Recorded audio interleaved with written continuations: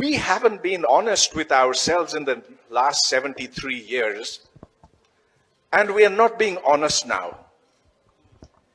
Pakistan is in a state of confusion because it was born in a state of confusion.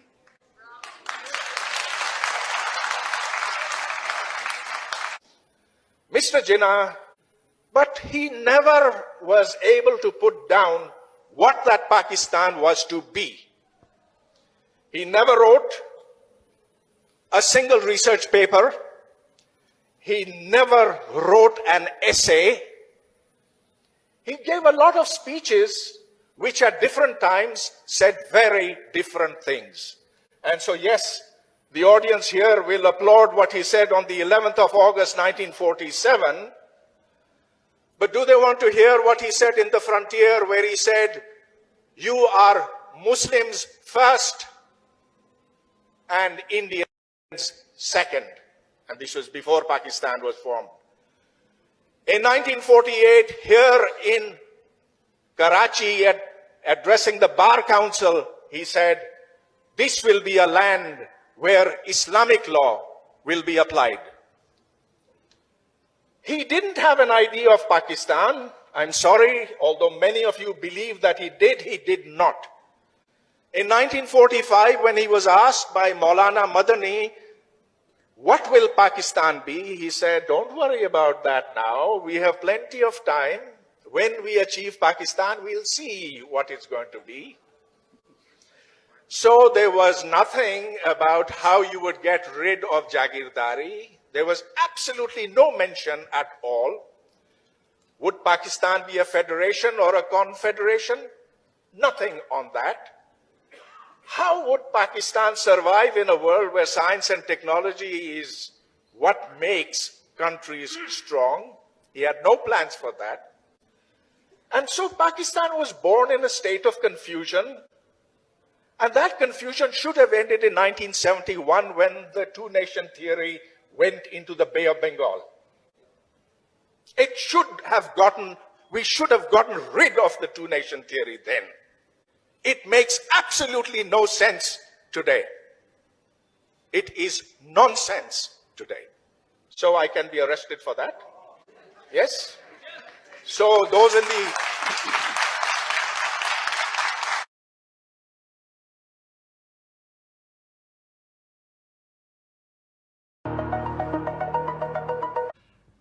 But then we know the way history went awry, away from this forward march and the terrible things which have happened to Pakistan. And I think now is the moment of realization. Another state was founded, and that is Pakistan, where we were confused from day one as to why this state has come into being. So the partition of India on the basis of the two-nation theory, one claiming that all Indians are one nation and they will have equal rights. And if you look at the 1928 Motilal Nehru report, it very explicitly states that there will be no state religion, men and women will have equal rights, there will be Hindustani as the national language of India with two official scripts, Devanagari and our Urdu Persian script. And India will be a federation with an effective center with 39 items given to the center and 67 items given to the provinces. I think this was a fair way of recognizing the plurality of faiths in the subcontinent, because religion and the state had been separated. Men and women were to be granted equal rights, and universal adult franchise was to be the basis of elections. But for some reason, the Muslim League leadership did not accept that. Before partition was that on the 30th of March 1941, when Muhammad Ali Jinnah was in Kanpur, the Muslims of Kanpur cornered him and said, "What are you doing? you are going to make Pakistan in areas where there is already a Pakistan. In Sindh, Punjab, Northwest frontier, the chief ministers are Muslims. In Bengal, the chief minister is Muslim. So what will happen to us? And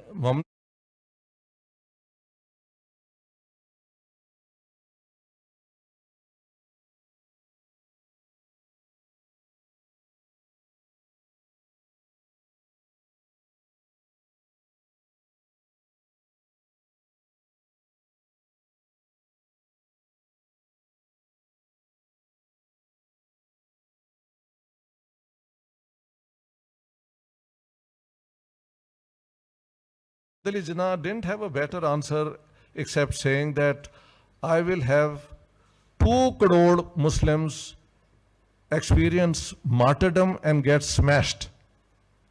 And get smashed. These are his words. And obviously this was the problem with the two-nation theory, that when Islam came to the subcontinent with a universal faith, it converted people across the subcontinent. And in those 700 years of Muslim rule, there is no attempt to create a separate state for Muslims, except that we are a South Asian community.